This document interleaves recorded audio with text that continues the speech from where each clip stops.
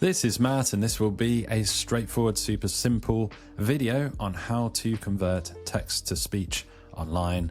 We're going to do it for free. There's lots of ways to do this. I like to use this one right here at lovevoice.com. You can see the URL there. It's kind of a funny URL, so I'll put that in the video description. So you can just click that link and wind up right here. So this site will do free text to speech with over 200 voices and 70 languages. You can log in, but just for without even logging in, you can do 2,000 words, which is pretty good. You can see right here, there's a whole range of different languages. They've got, well, hundreds of languages, as you can see. I'm just scrolling through there.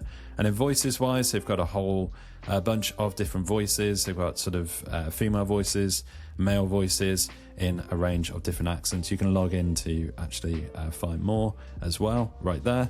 So all you need to do, you can add a file straight in here from your computer, or you can just copy and paste something in. So I actually copied something in from a Google Doc, so I'm just going to paste it in here, and you can see that the words are on the screen. It can be in paragraphs or whatever you need it to be.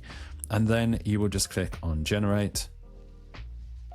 It will just do the verification right there to make sure you're not a bot or something. And then it will start reading.